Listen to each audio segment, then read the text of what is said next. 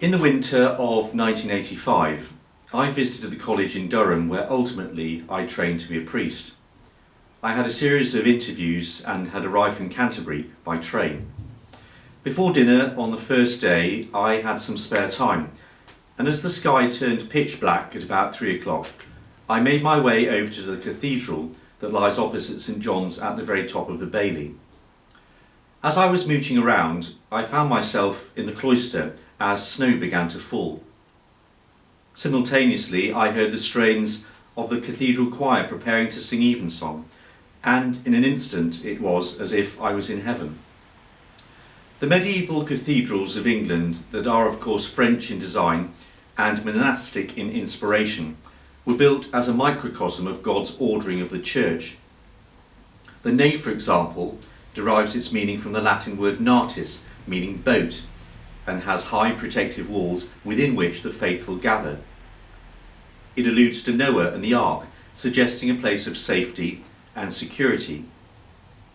The great flying buttresses appear as massive oars pulling the collective faithful through the choppy waters and attendant gales of life that seek to overwhelm them.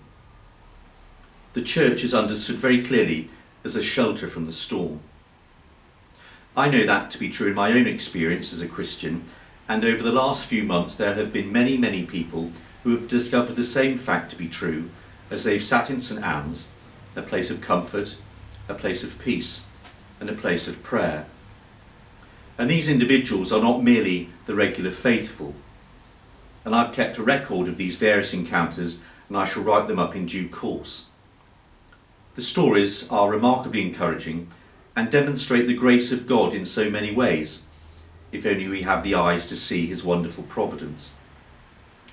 The cathedral in Durham is adorned with pictures, paintings, the bishop's throne, the colossal pipe organ, numerous sculptures, beautiful wooden carvings in the choir stalls, and of course the magnificent stained glass that can only be appreciated from inside the building.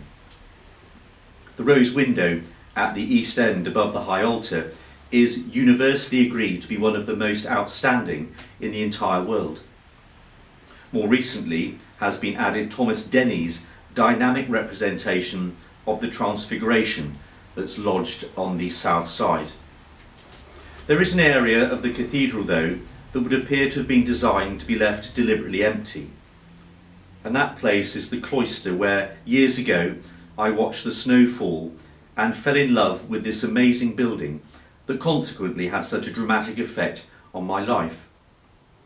But it isn't as empty as you might imagine.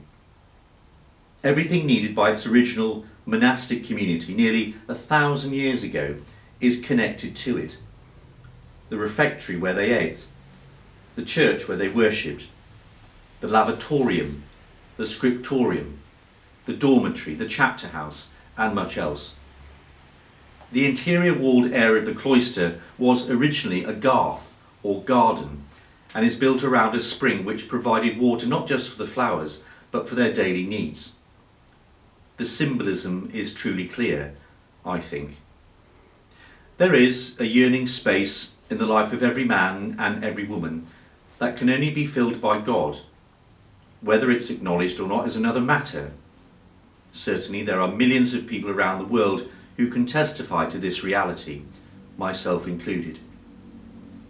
To grow as Christians, we need to be nourished by God, just like the cloister garden spring feeds the plants. For this to happen, we need to have a space in our hearts, not a void, but a place of real spiritual growth. So then, you pray for me, and I shall surely pray for you.